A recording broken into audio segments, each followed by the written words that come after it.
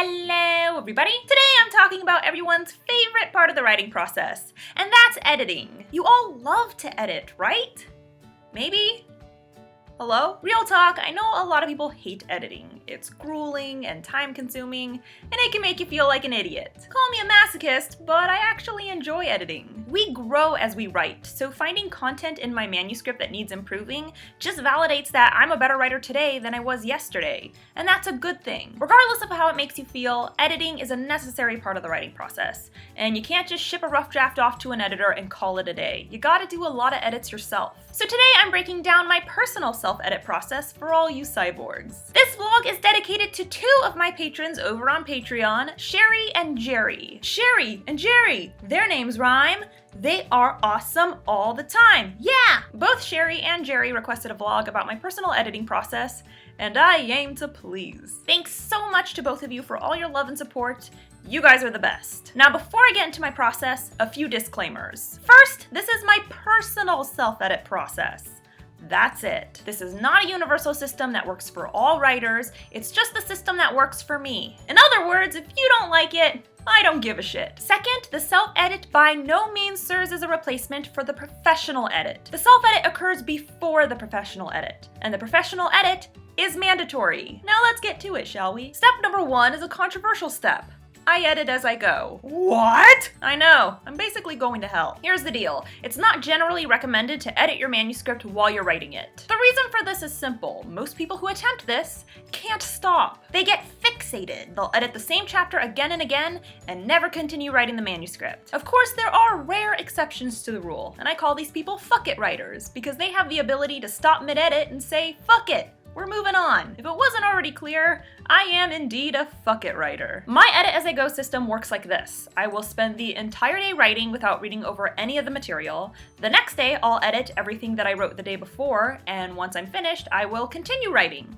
This pattern goes on until the chapter is complete. The benefit of editing as you go is that your first draft reads more like a 10th draft, because it's not really a first draft since you've edited already. The negative is, most people who attempt this get sucked into a black hole of editing that never ends. I do not recommend this step for everyone. Step number 2, I edit as I go one more time. While you're writing your manuscript, you'll probably notice changes that need to be made or mistakes that have happened along the way. I keep a list of all of these changes while I'm writing, and every 5 or so chapters, I take a break from writing and I implement the changes. I do this for a couple of reasons. 1, it makes the edit process less of a nightmare. And 2, changes early on in the story affect the rest of the novel. Why would I continue repeating the mistake if I can just fix it now? Again, this is a step that I do not recommend for everyone, but it works for me. Number 3, take a break. After your first draft is complete, it's usually a good idea to take a break from your manuscript and return to it later with fresh eyes. So I usually take about a month-long break. And by take a break, I mean I'm still working my ass off, just on something else. Creating a marketing plan, prepping vlogs, starting the sequel. Whatever. Exhausting yourself is fun. Once that month-long break is over, we hit step number 4, the first read-through. My first official read-through of the editing process is strictly devoted to the biggest edits. Scenes that need to be modified, faulty plot points that affect the rest of the novel. Here we're focused on developmental edits, issues that are story-specific. Of course, while I'm reading the manuscript, I'm going to notice a ton of other issues that don't fall into the developmental category. Problem sentences and poor wording do not get tackled in this step. Instead, they get highlighted. And let me tell you, by the end of my first read-through, my manuscript is neon as fuck. Which brings me to step number 5, the highlight phase. This stage revolves around grammar and sentence structure. I dissect the writing itself and how it flows. Now, if you've been following my channel for a while, you'll know that I'm obsessed with color coordination, and that applies to the edit as well. I have 3 different highlight colors that I use, each one representing a different kind of edit. Yellow refers to sentences or paragraphs that need to be reworded. The writing sucks. Blue refers to anything that can be condensed, because I can't seem to shut the hell up. And green refers to overused words and redundant phrasing, because my vocabulary blows. I go through each chapter one by one and focus exclusively on the highlighted sections. It's a bitch, but it's also a vital part of the edit, because this is when you take your prose from meh to pretty good. Next we have step number 6. Trim trimming. I am an overwriter. That means I have a tendency to write way more words than my story needs. And I devote an entire cycle of my editing process just to trimming that word count down. Now, there are some writers out there who think that because they're underwriters, they don't need to do any trimming. But we are all guilty of throwing in words or phrases that don't benefit the plot. In short, we all gotta trim to some extent, it's just overwriters like me have to do a hell of a lot more of it. I enter the trimming phase with a specific number of words that gotta get the axe. And once I've gone through my manuscript enough times to reach that goal, I move on to the next step. Number 7, the word stage. At this point, I am focused on the teeniest details, individual words. I'm looking for useless adverbs.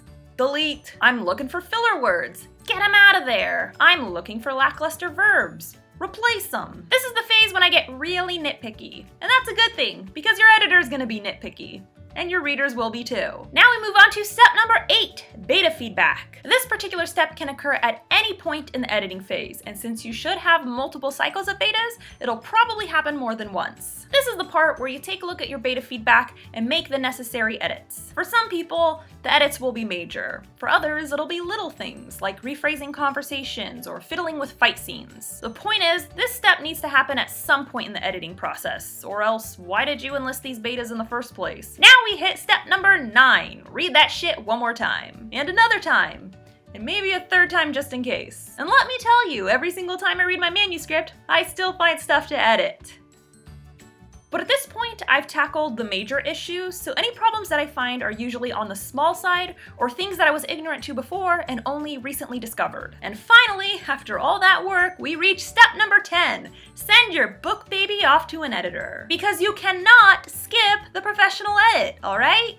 No exceptions. And just think, in a few weeks, your editor will send the manuscript back to you covered in red ink. And you get to do it all over again. So there you have it. That is my personal self-edit process. Please keep in mind that while I listed 10 individual steps, most of them require multiple read-throughs. You can't read through your manuscript one time and expect to find all the wording issues. It's gonna take some repetition. Additionally, you probably noticed that my editing process starts pretty general and then gets more specific with each round. During my first read-through, I focus on content issues, then I move on to paragraphs and sentences, and by the end, I'm focusing on individual words. My personal process might not work for you, but I do think that focusing on the bigger edits and then working your way down is a great way to go about it. Once again, I gotta give a huge thank you to Sherry and Jerry for requesting this topic and for being a part of my cyborg army. If you'd like to have the chance to have a vlog dedicated to you, or if you want access to tons of other rewards, check me out on Patreon. I got the link listed below. And on that note, don't forget to subscribe to my channel. I post new videos on Wednesdays. Eve the Awakening is still available in ebook and paperback on Amazon right now. You can also order a signed copy. All the links are listed below. And if you have any questions, be sure to tweet me at Jenna Moreci. Bye!